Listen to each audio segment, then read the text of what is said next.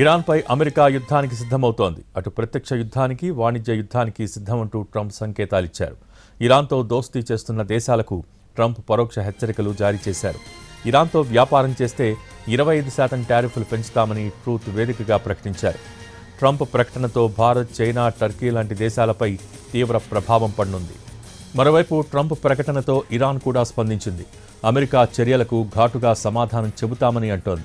ఇటు చర్చలకు తాము సిద్ధమంటూ పరోక్ష సంకేతాలు కూడా ఇస్తోంది. ఇరాన్తో వాణిజ్యం జరిపే అన్ని దేశాలపై 25% సుంకాలు విధిస్తున్నట్టు ట్రంప్ ప్రకటించారు. ఈ నిర్ణయం తక్షణమే అమల్లోకి వస్తుందని అన్నారు. ఇరాన్తో ఎక్కువగా వాణిజ్యం చేసే దేశాల్లో China, Türkiye, UAE, Iraq, Bharat ఉన్నాయి. ఇరాన్ నిరసనలపై ట్రంప్ సైనిక చర్య చేపడతారనే ఊహాగానాల నేపథ్యంలో ఈ ప్రకటన వెలువడింది. ఇరాన్పై అమెరికా యుద్ధానికి సిద్ధమంటోంది. అటు ప్రత్యక్ష యుద్ధానికి, వాణిజ్య యుద్ధానికి సిద్ధమంటూ ట్రంప్ సంకేతాలిచ్చారు. ఇరాన్తో దోస్తీ చేస్తున్న దేశాలకు ట్రంప్ పరోక్ష హెచ్చరికలు జారీ చేశారు. ఇరాన్తో వ్యాపారం చేస్తే 25% టారిఫ్లు పెంచుతామని ట్రూత్ వేదికగా ప్రకటించారు. ట్రంప్ ప్రకటనతో భారత్, చైనా, టర్కీ లాంటి దేశాలపై తీవ్ర ప్రభావం పడనుంది.